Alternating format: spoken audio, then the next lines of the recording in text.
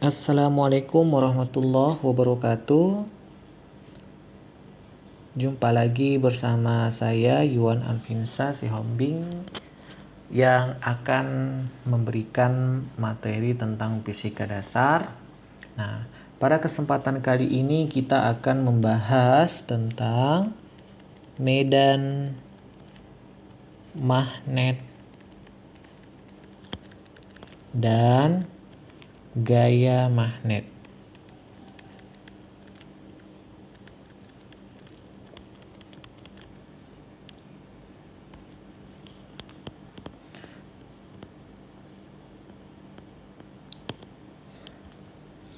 Secara historis, simbol untuk medan magnet kita menggunakannya adalah dengan simbol B.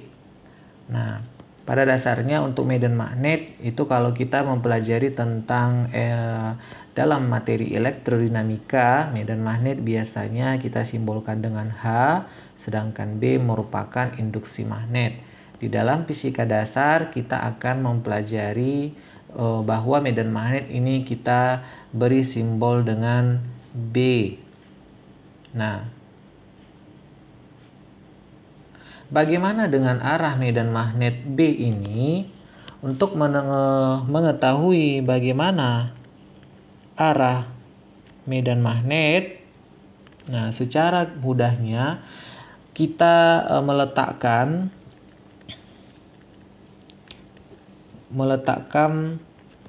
kompas di sekitar magnet. Nah, meletakkan kompas di sekitar magnet, maka arah medan magnet tersebut merupakan arah dari kompas tersebut. Jadi misalkan ada sebuah magnet, ini adalah magnet utara, ini adalah selatan. Kemudian kita letakkan kompas di sekitarnya. Ternyata kompas-kompas tersebut menunjukkan arah, misalkan di sini dia berarah ke sana. Ketika dia di sini dia berarah ke sana. Ketika di sini dia berarah ke sana. Kemudian ketika di sini dia berarah ke sana, di sini berarah ke sana, ini berarah ke sana. Kemudian ketika di sini dia berarah ke sana, sini dia berarah ke sana, ke sana. Nih, maka arah-arah dari kompas ini kita hubungkan satu sama lain sehingga kita mendapatkan gambar seperti ini.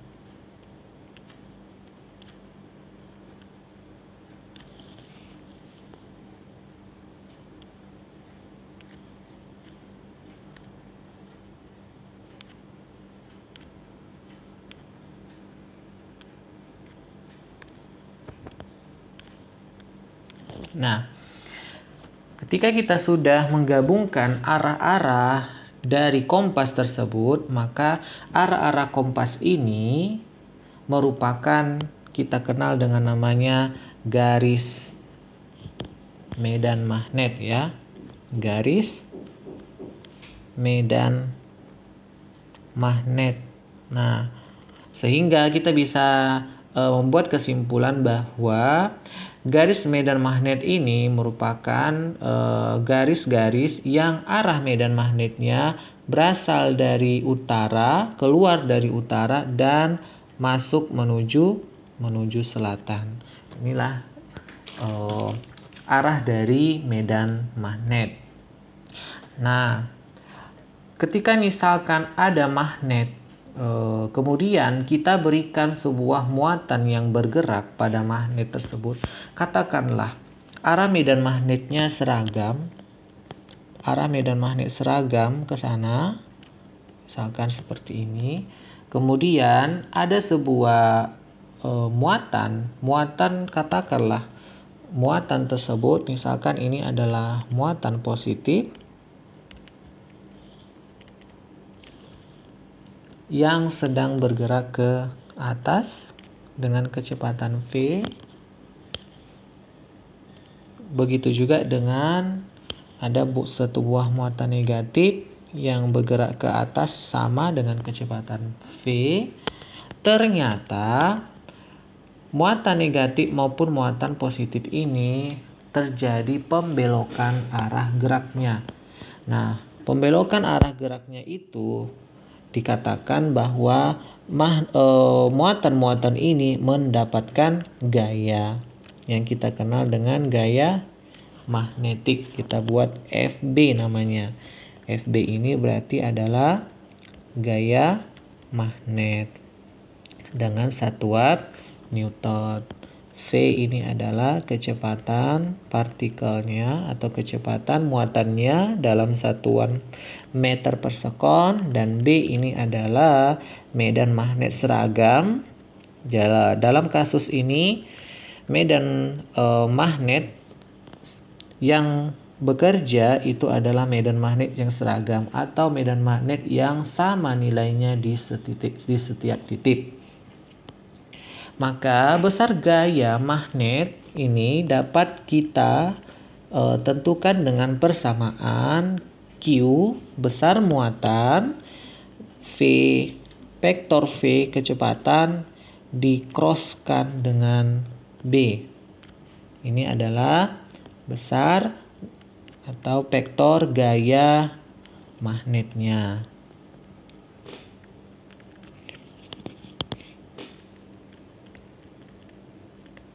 Oke, jadi sekali lagi saya ulangi bahwa gaya magnet yang dirasakan oleh muatan tersebut merupakan sama dengan Q muatan, V vektor kecepatan, cross B.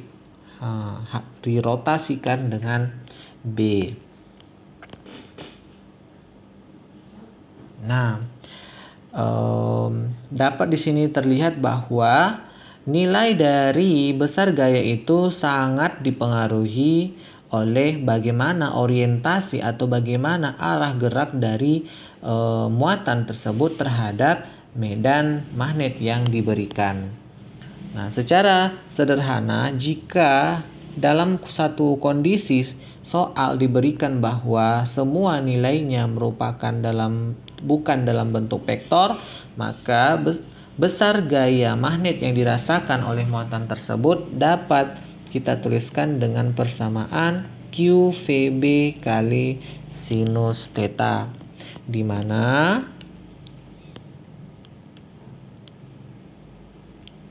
theta tersebut adalah besar sudut terkecil yang terbentuk antara V dan B. Bagaimana dengan arah medan magnet tersebut?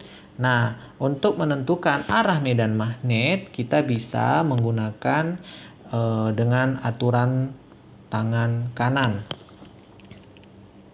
Aturan tangan kanan. Nah, aturan tangan kanan ini digunakan apabila kecepatan dan medan magnet muatan tersebut merupakan saling tegak lurus, sehingga lebih mudah menggunakan dengan metode aturan tangan kanan. Akan tetapi jika kecepatan dan medan magnetnya dalam bentuk vektor dan tidak saling tegak lurus, maka kita dapat menggunakan persamaan untuk menentukan gaya F sama dengan Q V cross B. Dari hasil ini kita akan dapat langsung kemana arah dari gaya magnet yang dirasakan oleh muatan tersebut. Nah, untuk aturan tangan kanan dapat kita gambarkan seperti berikut. Nah, ini adalah ibu jari. Nah, ibu jari ini menunjukkan arah dari kecepatan muatannya. Kemudian, sedangkan jari yang lainnya, arah dari 4 jari yang lainnya ini menunjukkan arah dari medan magnet. Sedangkan telapak tangan ini menunjukkan arah dari gaya magnet. Jadi ini adalah arah telapak tangan. Ini adalah jari lain. Nah, ini kita menggunakan aturan tangan kanan untuk menentukan kemana arah dari gaya yang dirasakan oleh muatan tersebut. Nah, ketika kita mengetahui arah gayanya, kita bisa melihat kemanakah muatan tersebut berbeloknya. Jadi seperti tadi gambarnya. Jadi ketika misalkan ini adalah induksi magnetiknya tadi adalah medan magnetnya tadi adalah ke kanan, kemudian kita tahu bahwa katakanlah muatannya tadi positif bergerak ke atas dengan kecepatan V, maka dengan menggunakan aturan tangan kanan, silahkan kita letakkan tangan kanan kita bahwa V ibu jarinya berarti kita ke atas, dan B ini induksi medan magnetnya itu adalah 4 jari yang lain itu berarah ke kanan.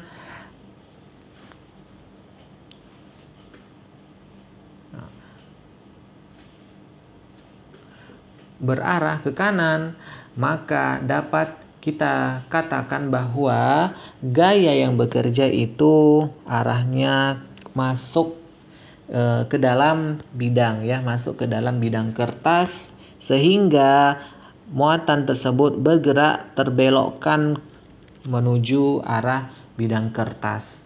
Sedangkan untuk muatan negatif bagaimana? Nah, muatan negatif kan kecepatannya arahnya sama, yaitu ke atas, B-nya sama, yaitu ke kanan. Maka muatan, karena nilai muatan negatif adalah negatif, dan sesuai dengan aturan tangan kanan tadi kita dapatkan bahwa gayanya adalah masuk ke dalam bidang kertas, sehingga karena muatan elektron adalah memiliki muatan negatif, maka kita kalikan dengan tanda negatif sehingga arah gayanya berlawanan, yaitu arahnya keluar dari bidang kertas, sehingga muatan akan terbelok keluar bidang kertas. Nah, ingat saja bahwa aturan tangan kanan ini berlaku untuk muatan positif. Nah, untuk muatan negatif, maka arah gayanya tinggal kita kalikan dengan negatif. Berarti arahnya berlawanan. Contoh.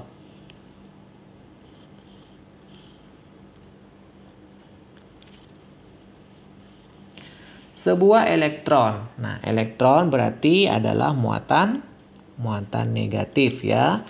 Sebuah elektron bergerak ke atas pada bidang kertas. Nah, ini misalkan dia bergerak ke atas, ini katakan muatan elektronnya tadi bergerak ke atas pada bidang kertas, kemudian medan magnet juga ada pada bidang kertas dengan arahnya ke kanan. Nah, ini medan magnetnya arahnya ke kanan. Nah, maka bagaimana dengan arah gaya magnet pada elektron tersebut? Nah, ini sebenarnya contohnya sudah sama dengan seperti contoh yang kita sudah berikan. Nah, untuk mengetahui arahnya, ingat bahwa ketiga komponen ini adalah gaya, medan magnet, dan kecepatan. Ini saling, katakanlah di sini saling tegak lurus, maka ini berada pada ruang 3 dimensi. Sehingga kalau kita buat di dalam bentuk koordinatnya, misalkanlah seperti ini, kita buat, maka ini kita katakan koordinatnya pada sumbu X, dan ini kita katakan adalah pada sumbu Y. Nah, sumbu Y, maka ada satu koordinat baru yaitu sumbu Z. Nah, sumbu yang ketiga ya untuk ruang 3 dimensi, sumbu Z. X-nya tadi berarti adalah pada sumbu horizontal, Y-nya di sini adalah pada sumbu vertikal, maka Z di sini adalah pada sumbu yang tegak lurus menuju bidang atau keluar bidang kertas. Nah, dengan menggunakan aturan tangan kanan, mari kita letakkan bahwa ibu jari kita menunjukkan arah kecepatan berada ke bidang Y, ke atas. Kemudian medan magnetnya B itu adalah jari yang lainnya, arahnya adalah ke sumbu kanan, X positif. Maka arahkan ke kanan tangan kita. Dari sini kita bisa dapatkan bahwa gayanya telapak tangan kita mengarah ke bawah. Artinya kalau dia arahnya ke bawah, nah dengan aturan tangan kanan ya, aturan tangan kanan, maka kita dapatkan F-nya yaitu telapak tangan kita ini berarah ke dalam bidang kertas, ke dalam bidang kertas. Nah, dikarenakan muatan kita ini adalah muatan negatif, maka arah gayanya berlawanan. Nah, kita dapatkan dengan aturan tangan kanan tadi, telapak tangan kita mengarah ke dalam bidang kertas, maka arah gaya pada muatan negatif berlawanan, sehingga arah gayanya adalah ke keluar bidang kertas. Keluar bidang kertas. Nah, untuk keluar bidang kertas dan masuk dalam bidang kertas, ini biasanya kita memberikan simbol dalam bentuk tanda dot dan tanda cross. Nah, jika dot ini berarti adalah keluar bidang kertas. Nah, jadi kalau di dalam persoalan nantinya diberikan ada simbol tanda dot ya, ini dot, titik ya, maupun cross, silang, maka untuk dot ini menunjukkan bahwa arah baik itu gaya atau medan magnet atau apapun, nah arahnya itu adalah keluar bidang kertas. Sedangkan kalau tanda cross berarti masuk atau menembus bidang kertas. Nah, oke, ini demikian ini untuk persoalan bagaimana arah dari gaya magnet yang terjadi. Nah, mari sekarang kita mengerjakan untuk contoh selanjutnya dalam bentuk angka. Contohnya, sebuah elektron di dalam tabung televisi. Jadi katakan ada tabung televisi, ada sebuah elektron. Jadi televisi zaman dulu itu menggunakan tabung ya, tabung sinar katoda. Dalam hal ini dalam tabung sinar katoda tersebut diberi kecepatan kepada elektron sehingga elektron dapat menumbuk layar, dan layar terbuat dari bahan fluoresens atau bahan yang dapat berpendar, sehingga dengan kecepatan elektron tertentu tersebut maka material pada layar tersebut dapat berpendar sesuai dengan warnanya, sehingga itu muncullah televisi kita tersebut dapat berwarna. Nah, elektron tersebut di dalam tabung televisi bergerak ke arah depan tabung dengan kecepatan 8 kali 10. Jadi ke arah depan kita katakanlah ke sumbu X. Jadi kita buat dulu koordinatnya ya. Nah, jadi elektron tersebut bergerak ke sumbu X. Ini sumbu X, ini sumbu Y kita buat, dan titik-titik ini menunjukkan masuk dan keluar, ini adalah sumbu Z. Nah, elektron tersebut bergerak ke arah kanan. Ya, ke arah depan atau ke arah kanan dengan kecepatan V sama dengan besarnya 8 kali 10 pangkat 6 meter per sekon. Di sekeliling leher tabung ada gulungan kawat yang menciptakan medan magnet. Jadi di keliling tabungnya itu ada kawat, sehingga kawat tersebut memunculkan adanya medan magnet. Nah, medan magnetnya itu nilainya adalah 0,025 Tesla dengan arah 60 derajat terhadap sumbu X. Jadi ini katakanlah sumbu ini ya, antara pada bidang X dan Y ya, ini adalah nilai vektor B-nya yaitu besarnya sebesar 0,025 Tesla yang arahnya membentuk sudut 60 derajat terhadap sumbu X. Nah, pertanyaannya adalah tentukan gaya magnet dan arah gaya magnet. Nah, oke, tentukan gaya magnet dan arahnya. Oke. Nah, untuk arah, karena kita lihat bahwa kecepatan berada pada sumbu X, medan magnet berada pada sumbu antara X dan Y atau pada bidang X dan Y, maka kita bisa pastikan bahwa arah dari gaya magnet yang dirasakan muatan elektron ini, muatan negatif ini adalah berarah di sumbu Z. Tetapi kita belum tahu nilai sumbu Z-nya ini adalah apakah dia menuju bidang kertas atau keluar bidang kertas atau keluar bidang tabungnya ya ini. Oke. Maka kita akan menjawab terlebih dahulu adalah berapa besar gaya magnet yang dirasakan oleh elektron. Nah, kita bisa menggunakan persamaan F sama dengan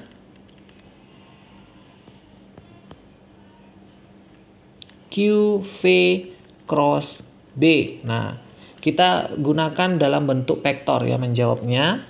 Oke, kita tuliskan dulu vektor-vektornya bahwa kecepatan nilainya adalah 8 kali 10 pangkat 6 meter per sekon. Karena berada pada sepanjang sumbu X, berarti ini adalah vektornya dengan vektor satuan I. Kemudian B, medan magnetnya adalah 0,025 Tesla dengan arah 60. Berarti ini kita buat dulu ke sumbu X dan ke sumbu Y. Maka ke sumbu X berarti kita gunakan cos 60, ini sumbu X, ditambah 0,025 kalikan sin 60 ini untuk sumbu Y. Oke, kita sederhanakan dulu nilai B-nya. Berarti B sama dengan 0,0125 cos 60 adalah setengah. Sehingga setengah dikalikan 0,025 adalah 0,0125. Ini adalah pada sumbu I, sumbu vektor satuan I. Ditambah ini adalah 0,0125 akar 3. Ini arah J. Nah, sinus 60 adalah setengah akar 3. Nah, berapa nilai muatan? Nah, muatan elektron, satu elektron ataupun satu proton memiliki besar muatan yang sama sebesar 1,6 kali 10 pangkat minus 19 kolom dan nilainya tandanya negatif. Nah, karena dia muatan elektron adalah muatan dengan tanda negatif. Oke, mari kita masukkan nilainya. Oke, untuk V cross B-nya kita cari dulu adalah bagaimana merotasikan V dikroskan dengan B. Ingat, di dalam vektor bahwa vektor I kita crosskan dengan vektor I, ini nilainya adalah 0. Vektor I dikroskan dengan vektor J, ini nilainya adalah K ya. Nilainya 1 dengan arah K. Ini ketentuannya. Oke. Maka secara sederhana bisa kita tentukan V cross B dengan menggunakan metode determinan. Nah, ini kita tuliskan dulu, ini arah I, ini arah J, dan ini arah K komponennya ya.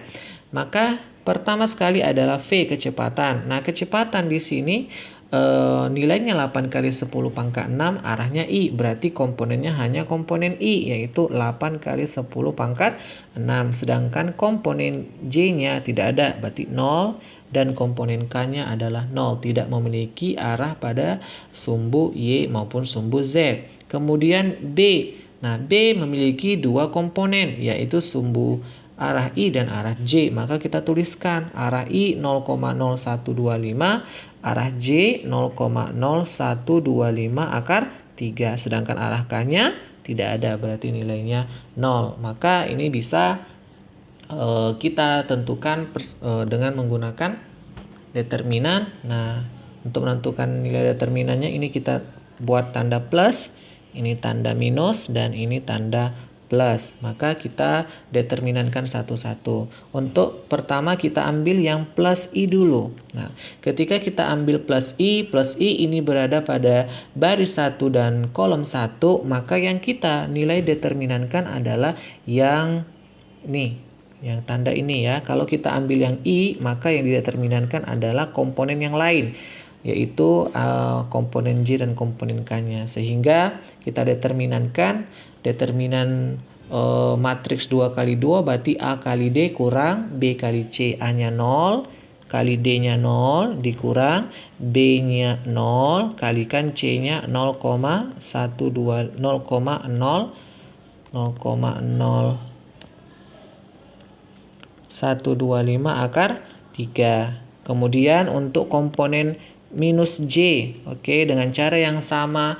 Kalau kita ambil yang komponen minus J berada pada baris 1 dan kolom 2, maka yang kita ambil yang di luarnya, yaitu yang 8 kali 10 pangkat 6, 0,0125 dan 0 sama 0. Sehingga determinannya adalah AD kurang BC.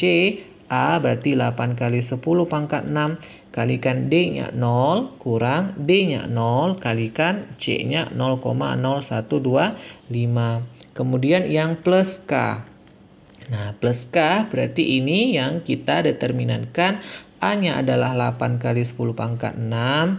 Kemudian D-nya adalah 0,0125 akar 3 dikurang B-nya adalah 0, C-nya adalah 0,0125. Sehingga nilainya yang ini ya hasilnya 0 semua, ini juga 0.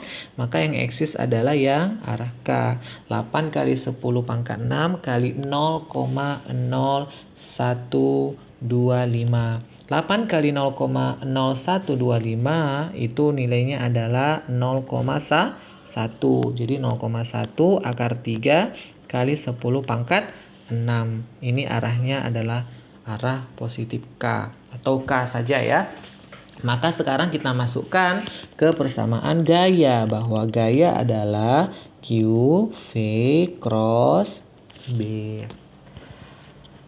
Maka kita substitusikan muatan nilainya, karena muatannya adalah elektron berarti nilainya minus 1,6 kali 10 pangkat minus 19 dikalikan dengan 0,1 akar 3 kali 10 pangkat 6. Ini arahnya arah K. Berarti nilainya hasilnya minus 1,6 akar 3 kali 10 pangkat minus 19 ditambah ini dulu ya 0,1, ini tuh 10 pangkat minus 1, ini 6 jadi positif 5, minus 19 ditambah 5 berarti adalah minus 14. Berarti kali 10 pangkat minus 14 Newton, arah K. Jadi jelas untuk menentukan arah sebenarnya kalau di dalam bentuk kita mengerjakannya dalam bentuk vektor, kita tidak perlu menggunakan aturan tangan kanan. Nah, tapi kalau kita menggunakan aturan tangan kanan juga kita dapat pastikan bahwa ini kita gunakan tangan kanan ketika ibu jari kita atau kecepatan berada pada sumbu X positif, berarti kita buat ke kanan ibu jari, B-nya katakanlah B-nya di sumbu X dan Y, berarti pada bidang X dan Y, maka telapak tangan kita itu arahnya adalah ke atas. Nah, ke atas berarti ini arah gaya. Karena dia negatif atau muatannya adalah muatan elektron, maka arah gayanya bukan ke atas tapi ke bawah. Terlihat bahwa nilai gayanya minus K. K itu adalah sumbu Z-nya. Oke. Mudah-mudahan adik-adik sekalian dapat memahami penjelasan yang saya berikan. Nah, bagaimana sekarang apabila gaya magnet tersebut bekerja pada suatu konduktor yang memiliki arus? Oke. Jadi gaya magnet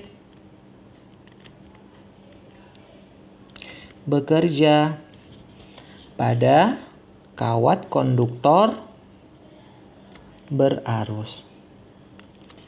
Nah, untuk menentukan gaya total yang bekerja pada kawat, kita bisa mengalihkan. Jadi katakanlah ini ada kawat berarus nih.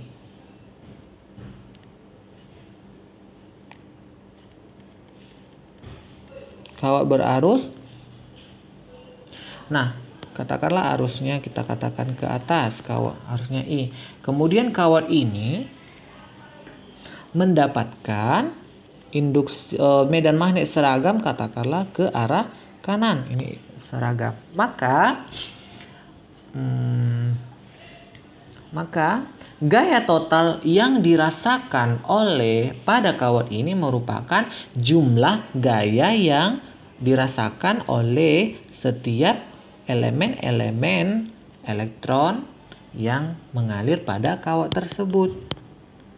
Nah, jika katakan satu muatan itu merasakan besarnya gaya adalah QV cross B, dan muatan yang berada sepanjang kawat ini, karena arusnya mengalir berarti ada muatan yang mengalir. Nah, banyaknya muatan itu tidak hanya satu, ya kan? Maka besar gaya totalnya itu adalah jumlah muatannya dikalikan dengan gayanya, yaitu Q. Ini kita bukan cross ya. Jumlah muatan kalikan dengan gaya masing-masing muatan yang dirasakan oleh muatan tersebut, yaitu Q V cross B. Nah, jumlah muatan ini bisa kita definisikan adalah N dikali dengan AL. Nah, tentunya kita tidak mengetahui jumlah pastinya berapa, tetapi kita bisa mengetahui berapa itu panjang kawatnya. Panjang kawatnya kita bisa tahu, dan berapa itu luas penampang kawatnya kita bisa tahu. Sehingga ini kita definisikan NA kali L, di mana N itu adalah jumlah muatan per volume kawat. Nah, jumlah muatan aslinya per volume kawat. Oke, atau kerapatan muatannya ya. Oke, kalikan dengan Q V cross B. Nah, pada materi yang sebelumnya kita sudah mendefinisikan arus yang mengalir pada kawat itu adalah I sama dengan NQ V kalikan A. Sehingga gaya total yang dirasakan pada kawat tersebut dapat kita definisikan menjadi I kalikan L cross B. Oke, I L cross B ya, dengan NQVA itu sama dengan I. Oke, maka gayanya menjadi sama dengan I L cross B. Nah, apa I? I itu berarti adalah arus.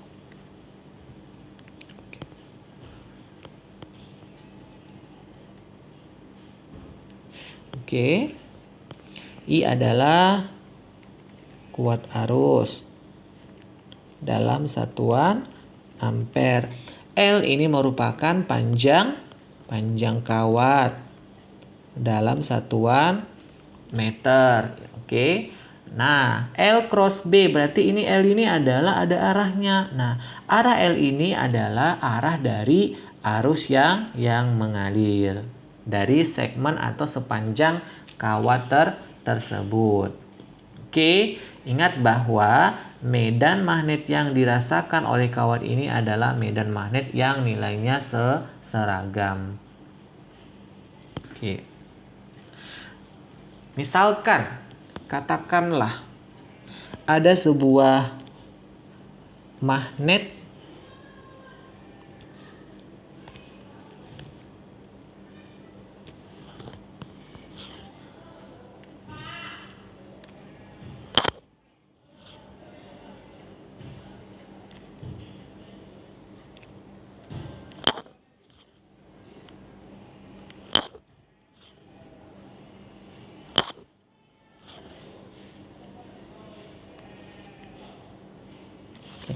magnet, yang ini adalah utara, yang ini selatan. Berarti arah medan magnetnya adalah dari utara menuju selatan, atau kita katakan ini tandanya cross, itu masuk ke dalam bidang kertas.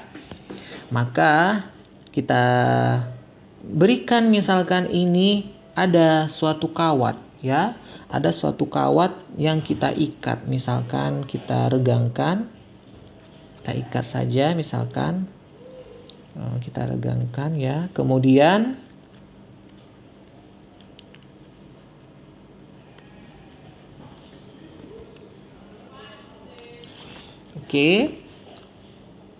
nah, ini katakanlah medan magnetnya itu berarah ke dalam dan seragam nilainya, ya, berarah masuk menembus bidang kertas. Dan misalkan ketika arusnya sama dengan 0 atau kawatnya ini belum diberikan arus, dapat dikatakan bahwa kawatnya tidak mengalami adanya gaya magnet. Nah, ketika pada kawat ini kita berikan arus listrik, katakanlah arusnya ke atas, medan magnetnya yang dirasakan atau di daerah ini katakan adalah tetap, yaitu menuju bidang kertas, masuk dalam bidang kertas. Yang awalnya di kawatnya adalah lurus, yang belum mendapatkan arus, maka dia akan terbengkok, ya. Oke. Jadi ini terbengkok, ini arusnya pada ini saat arusnya mengalir ke atas. Nah, ini sesuai dengan aturan tangan kanan, ya. Aturan tangan kanan yang tadi kalau dia muatan, maka ibu jari itu menunjukkan adalah arah kecepatan. Sekarang ibu jari ini menunjukkan adalah arah arus listrik yang mengalir, ya. Jadi dengan menggunakan aturan tangan kanan, kita ganti bahwa ibu jari itu sekarang merupakan arah I atau arah arus. Maka silahkan letakkan ibu jari kita ke arah atas. Kemudian 4 jari yang lain ini merupakan arah dari medan magnet. Kemana arahnya? Cross atau menembus bidang kertas. Masuk, tembuskan ke dalam bidang kertas. Ibu jarinya ke atas. Maka dapat dilihat bahwa telapak tangan berarah ke kiri. Maka kawat tersebut mendapatkan gaya yang arahnya ke kiri, sehingga kawat terbelok ke kiri. Nah, ketika kawatnya ini kita alirkan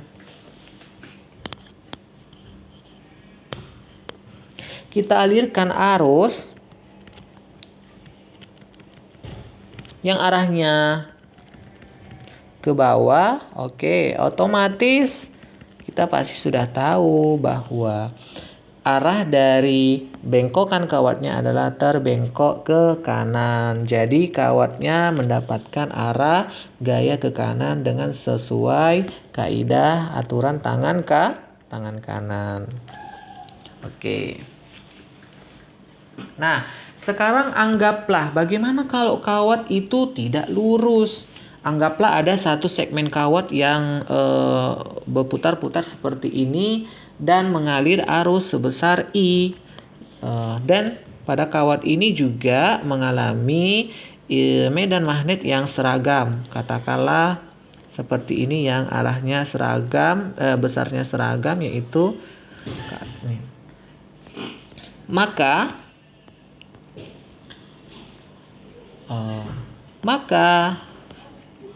besar gayanya itu adalah menjadi DF sama dengan I DS cross B. Jadi ini tadi kita katakan LL itu berarti panjang kawatnya, sedangkan di sini panjang kawatnya misalkan berliku-liku seperti ini, maka itu artinya adalah kita menjumlahkan elemen kecil, yaitu DS, elemen kecil, setiap elemen panjang, elemen kecil-kecil dari kawat tersebut. Sehingga itu kita bisa mencarinya dengan metode integral ya. Integral dari ds cross B, batasnya adalah dari A sampai B, yaitu ujung yang satu ke ujung yang lainnya.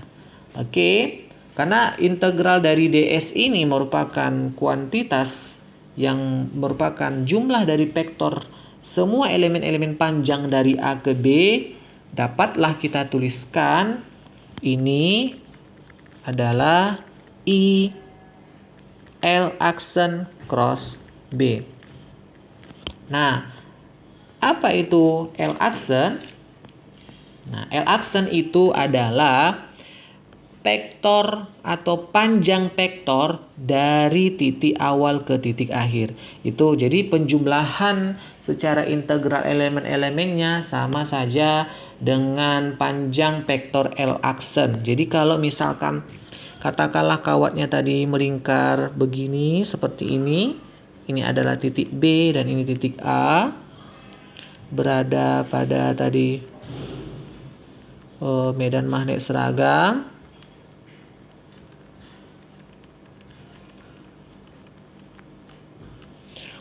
Maka penjumlahan dari ini arusnya di sini ya, mengalir arus.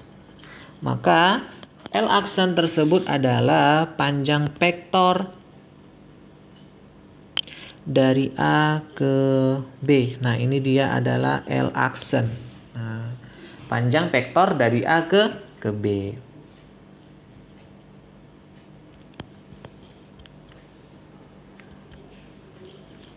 Oke, contoh.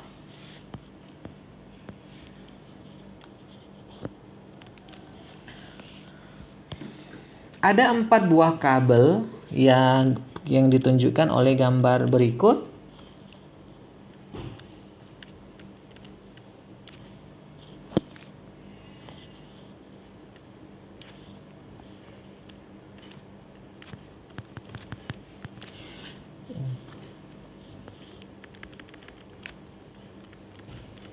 Oke, ada 4 buah kabel ya, dan kabel ini memiliki karakter yang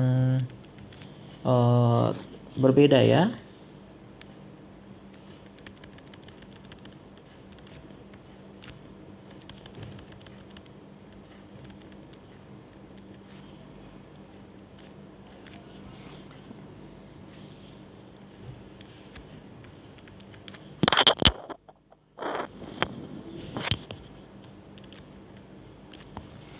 Oke, nah semua kawat ini memiliki arus dengan nilai yang sama, arus yang sama, dan mendapatkan medan magnet yang sama. Katakanlah seragam nilainya dan arahnya juga sama seperti gambar ini.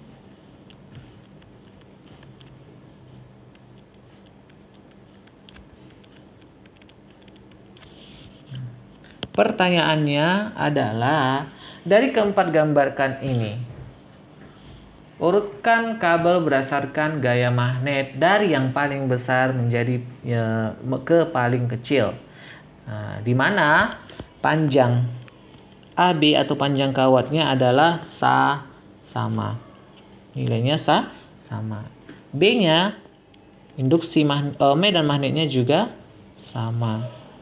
Arusnya juga nilainya sama.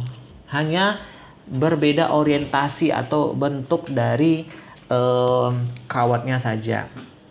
Maka untuk menjawab persoalan ini, kita bisa menggunakan persamaannya dari persamaan gaya pada kawat yang berarus, yaitu F sama dengan I L cross B.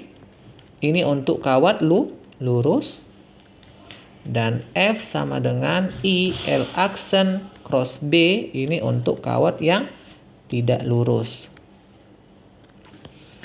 Oke, karena jarak AB, kalau kita lihat ini adalah jarak AB sama, ya kan? Jarak AB yang pada gambar A dan gambar B itu panjangnya sama, hanya berbeda orientasi, berbeda arah, dan pada gambar C jelas kawatnya ini memiliki panjang yang berbeda dari kawan-kawannya. Akan tetapi jarak L aksennya atau jarak panjang vektor dari posisi A menuju posisi B itu juga nilainya adalah sama.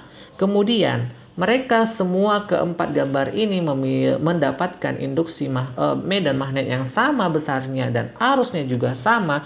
Berarti satu-satunya yang menentukan nilai gaya magnet mereka berbeda adalah arah dari vektor L dan vektor B.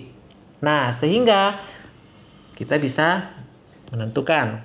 Jadi kalau dia dengan menggunakan sinus atau dengan menggunakan besar, ini bisa kita ganti menjadi F sama dengan I L B sinus theta. Theta di sini sudut antara theta, sudut L dan B. Nah, maka pada gambar A kita lihat bahwa sudut antara panjang AB ke kanan dan B medan magnet ke atas, berarti sudut yang terbentuk adalah 90 derajat. Yang gambar B panjangnya AB dengan ke atas, berarti ini membentuk sudutnya adalah 65 derajat ya, 90 dikurang 25 ya, tegak lurus ya.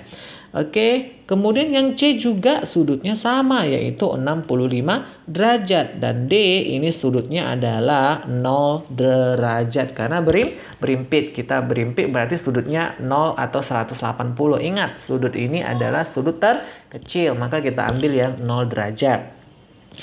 Oke, dari keempat ini dapat kita lihat bahwa nilai sinusnya yang besar adalah sinus 90.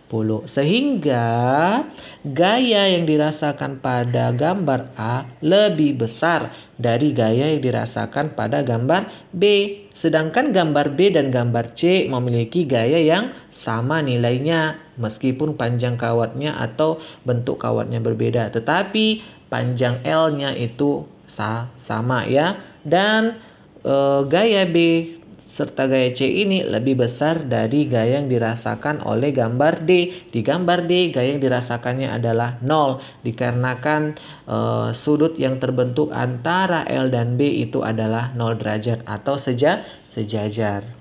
Oke.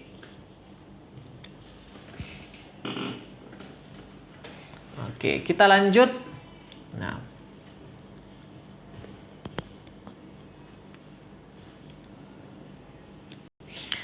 torsi pada loop dengan medan magnet yang seragam.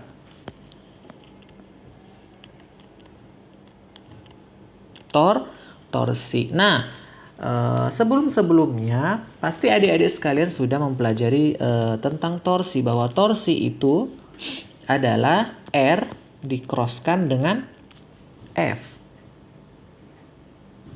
Atau secara ini sama seperti mencari gaya ya, bahwa ini adalah perkalian cross, atau boleh kita buat panjang R kalikan panjang F sinus sudut antara F dan R. Nah, katakan sekarang kita lihat adalah ada sebuah loop yang berbentuk persegi panjang. Ini dengan panjangnya B, ini sisinya panjangnya A, mengalir arus, katakan arusnya seperti ini yang berlawanan arah jarum jam arusnya, dan ini kita katakan kawat 1, ini adalah kawat 2, ini kawat 3, dan ini kawat 4.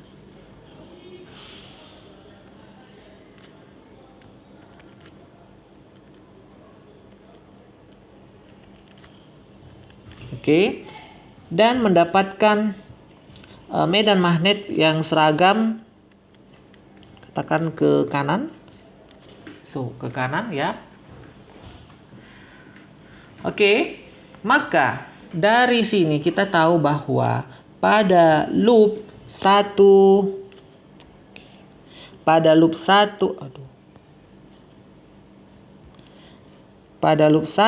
dan loop 3 maka gayanya adalah sama dengan 0.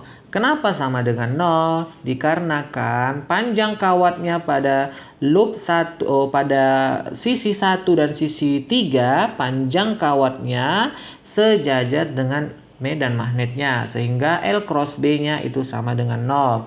Sedangkan pada sisi 2 dan sisi 4 B-nya dengan L itu saling tegak lurus, sudutnya 90, sehingga gaya yang dirasakan oleh sisi 2 dan sisi 3 nilainya sama, yaitu sebesar IAB ya. IAB. I arus, A itu adalah panjang sisinya dan B adalah medan magnetnya ya. Kemudian bagaimana dengan arahnya? Arah gaya bisa kita tentukan dengan menggunakan aturan tangan kanan. Oke, ibu jarinya adalah menunjukkan arus yang arahnya ke bawah, B ke kanan.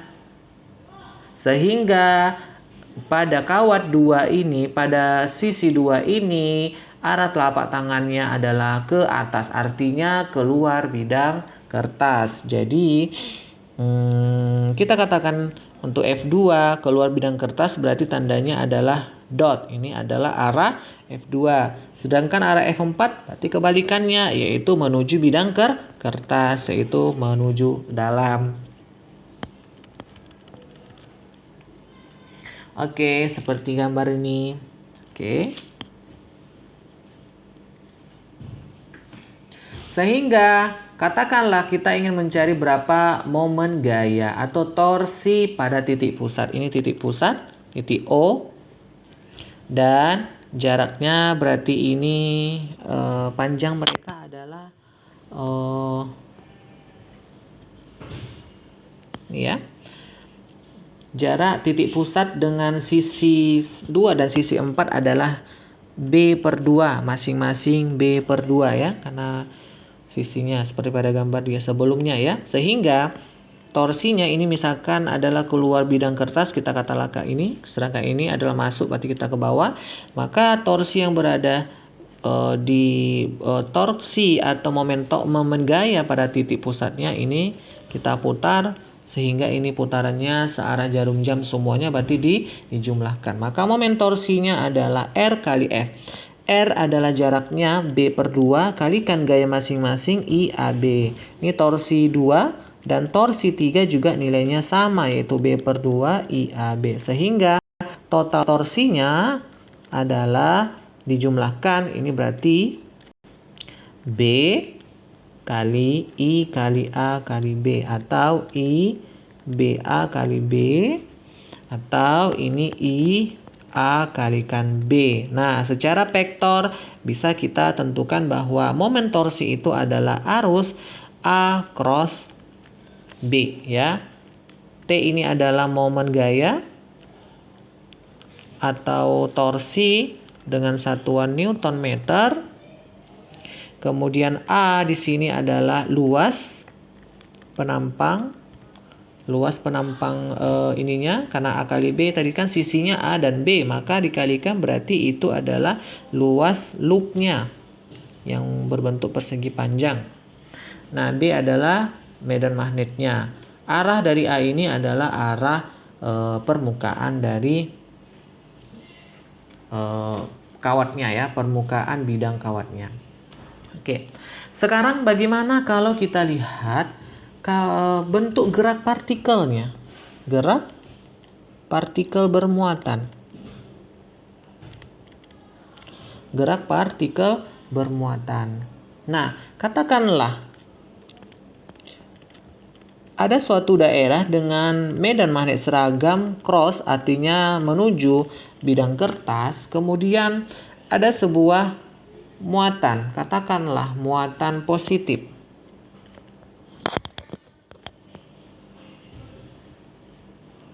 Katakanlah muatan positif Q bergerak ke kanan V.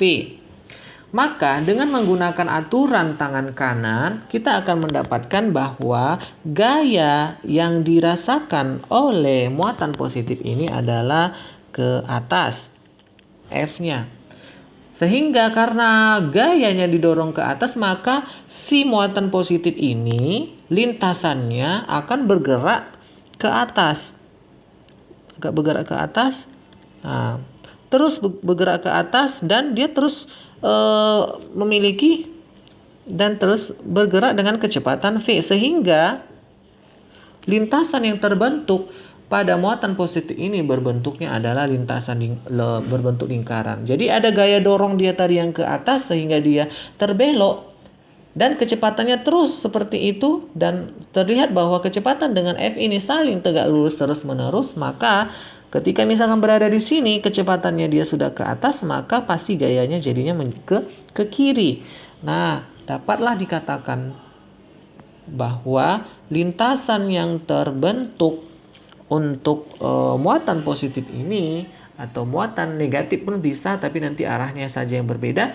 Ini adalah berbentuk lingkaran. Tapi dengan syarat bahwa V, ini kasus khusus, bahwa V dan B itu saling tegak lurus atau sudutnya sama dengan 90 derajat. Nah, ketika sudah terbentuk adalah lingkaran, maka kita bisa menentukan berapa jari-jari lingkaran yang terbentuk dengan menyamakan bahwa anggaplah ini pengaruh ini geraknya secara horizontal ya, mendatar, bukan secara vertikal. Kita tidak memasukkan pengaruh dari gaya gravitasi karena kita gerak muatannya ini berada pada bidang datar ya, bidang datar horizontal, sehingga gayanya yang bekerja hanyalah gaya magnetnya.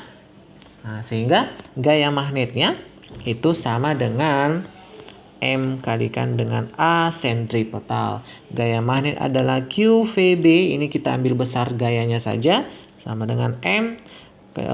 Percepatan sentripetal adalah V kuadrat per R. Jadi bisa kita tentukan jari-jari lintasannya adalah M kali V dibagi dengan Q kali B.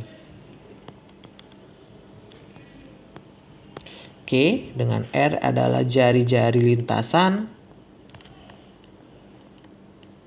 dalam satuan meter. M adalah massa partikelnya dengan satuan kilogram. V kecepatan, Q adalah besar muatan dalam satuan kolom, dan B adalah medan magnetnya. Nah, untuk mengetahui berapa sih periode atau waktu yang dibutuhkan untuk sebuah muatan itu membentuk dalam satu lingkaran, yaitu T sama dengan keliling lingkaran atau panjang lintasannya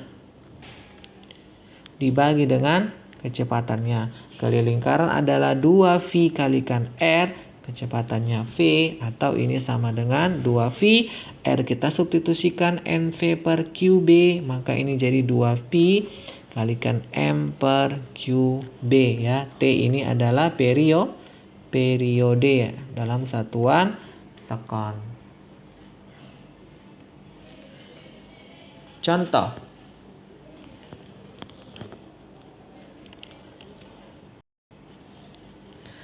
Medan magnet bumi pada lokasi tertentu diarahkan secara vertikal ke bawah. Nah, kita buat dulu koordinatnya. Nah, medan magnet bumi katanya ke bawah, berarti B secara vertikal ke arah bawah, dan besarnya itu adalah 50 mikrotesla. Proton kemudian bergerak horizontal ke arah barat. Oke, kita buat ini timur ya, selatan, ini utara, ini barat ya. Maka elektron, ada sebuah elektron bergerak ke barat, dengan kecepatan, besar kecepatannya adalah V sama dengan 6,2 kali 10 pangkat 6 meter per sekon. Pertanyaannya adalah berapakah atau bagaimana besar gaya magnet? Yang pertama, F dan arahnya. Yang kedua, bagaimana lintasannya dan jari-jari lintasannya. Oke, kita bisa menjawab untuk persoalan yang pertama.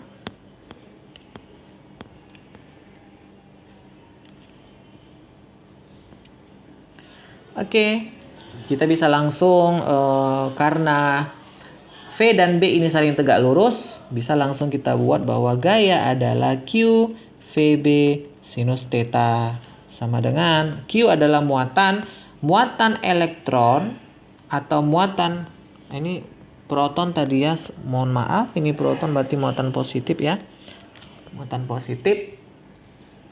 Nah, muatan positif atau muatan negatif itu nilainya sama, 1,6 kali 10 pangkat 19 kolom. Kita substitusikan, dan muatan positif tentunya nilainya bermuatan positif ya.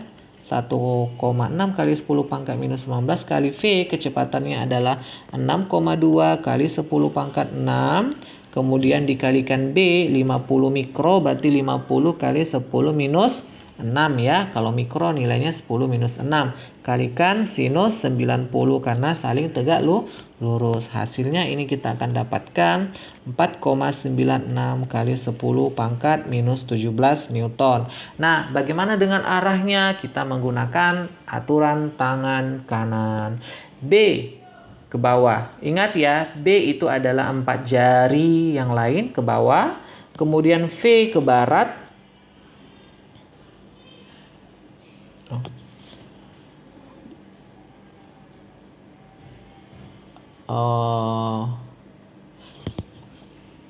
Salah ya.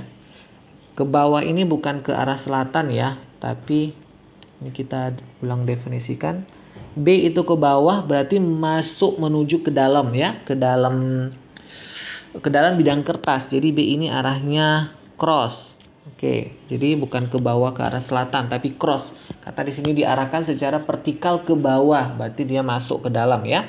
Oke, kita ulangi. B adalah 4 jari tadi masuk ke dalam.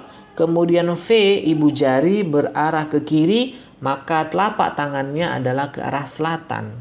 Oke, berarti arah gayanya ke arah selatan. Karena dia muatan positif, maka sesuai dengan aturan tangan kanan. Tapi kalau tadi dikatakan muatannya adalah elektron, dan sesuai aturan tangan kanan kita dapatkan telapak tangan arahnya ke selatan. Karena kalau dia muatannya elektron, maka dia arah gayanya adalah ke utara. Akan tetapi di sini ke arah selatan. Jadi muatan positif tadi akan membentuk lingkaran seperti ini dengan gaya seperti ini. Oke? Nah, bagaimana dengan B? Ya, B sangat mudah sekali untuk menentukan lintasan lingkarannya, jari-jarinya sebesar MV per Q kali B. Nah, M adalah massa dari proton. Nah, massa proton itu nilainya 1,67 kali 10 pangkat minus 27. Kemudian kalikan kecepatannya adalah 6,2 kali 10 pangkat 6 dibagi dengan muatan 1,6 kali 10 minus 19. Kalikan medan magnet yang dirasakannya adalah 50 mikro, 50 kali 10 pangkat minus 6. Hasilnya kita dapatkan 1,29 kali 10 pangkat 3 meter atau 1,29 kilometer. Ini jari-jari lingkarannya 1,29 kilometer. Maka kalau jari-jarinya sebesar ini 1,29 kilometer, maka gerak dari elektronnya itu beloknya elektron akibat gayanya itu sangat kecil terlihat. Oke. Nah, kita akan lanjutkan bagaimana sedikit lagi, yaitu aplikasi yang melibatkan partikel bermuatan bergerak dalam medan magnet ya. Partikel bermuatan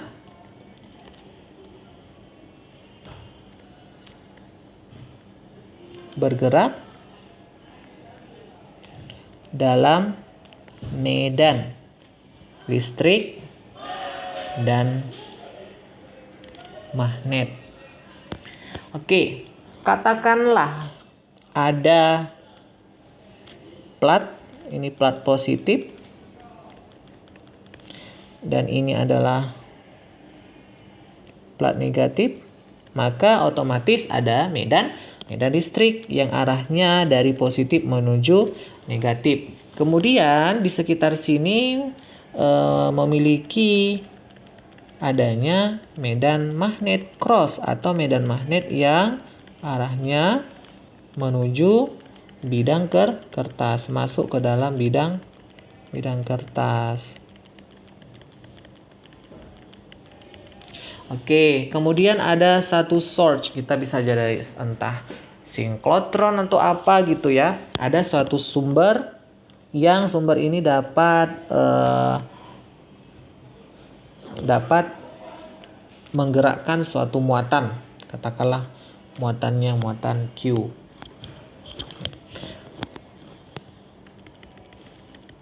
Oke, muatan Q. Maka muatan Q ini akan mendapatkan dua gaya. Pertama, katakan muatannya adalah muatan positif. Pertama adalah gaya listrik. Nah, gaya listrik karena medan listrik ke bawah, maka gaya listrik adalah searah dengan medan listrik, yaitu ke bawah dengan besar Q kali dengan E.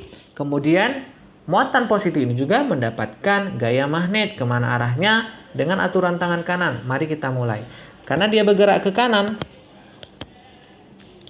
V, maka ibu jari ke kanan, kemudian 4 jari lain ke bawah, menuju bidang kertas, maka arah gayanya itu adalah ke atas. Maka ini adalah gaya magnetnya. Berapa besar gaya magnet? Q, V, cross B. Oke.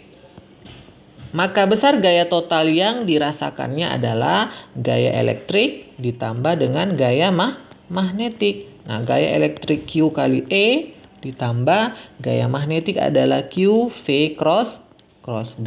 Ini adalah gaya total yang dirasakan oleh muatan tersebut. Nah, jika gaya total yang dirasakannya adalah 0, itu menunjukkan bahwa gaya elektrik itu nilainya sama dengan gaya magnetik. Maka kita masukkan nilainya QVB. Oke. Dapat kita katakan bahwa kecepatan muatan tersebut merupakan besar E, besar medan listrik dibagikan dengan besar medan magnet. Oke, E medan listrik. Oke. Contoh, sebuah proton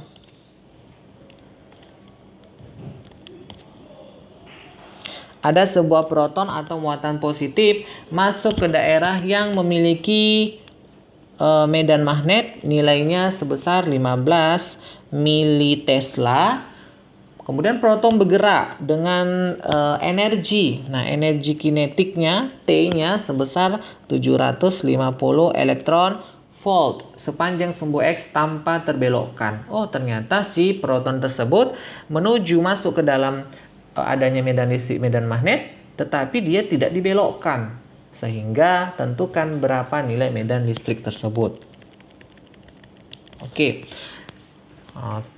Kalau tidak dibelokkan, berarti kita bisa tentukan bahwa kecepatan adalah perbandingan antara medan listrik dan medan magnet. Medan magnet nilainya sudah diketahui, maka pertama sekali kita harus mengetahui berapa kecepatan dari si proton tersebut. Dari mana kita bisa dapatkan? Dari energi kinetiknya. Bahwa energi kinetik adalah setengah mv kuadrat. Nilai energi kinetiknya 750 elektron volt. Ini kita ganti ke joule. Yaitu 750 kali elektron volt. Maka ini nilainya sama dengan 1,6 kali 10 minus 19 joule. Jadi 1 elektron volt itu menunjukkan 1 muatan elektron. Joule-nya ya. Oke, maka 750 kali 1,6 10 pangkat minus 19 sama dengan setengah. Nah, massa proton tadi adalah 1,67 kali 10 pangkat minus 27 kalikan V kuadrat. Maka V kita nanti dapatkan adalah akar dari 1,437 kali 10 pangkat 11 sama dengan 3,79 kali 10 pangkat 5 meter per sekon. Sehingga kita mendapatkan dari rumus kecepatan ketika elektron tidak dibelokkan di dalam medan listrik dan medan magnet adalah E per B, maka medan listriknya adalah V kalikan B. Kita masukkan kecepatannya 3,79 kali 10 pangkat 5 kalikan medan magnetnya ada 15 mili. Mili itu berarti 10 pangkat minus 3. Berarti 15 kali 10 pangkat minus 3. Hasilnya adalah 5,685 kali 10 pangkat 3 Newton.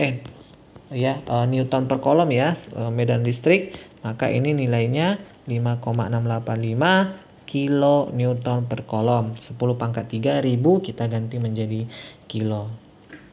Oke, sampai di sini saya berharap adik-adik sekalian dapat memahaminya. Jika kurang paham, silahkan berikan pertanyaan dalam komentar. Terima kasih. Assalamualaikum warahmatullahi wabarakatuh.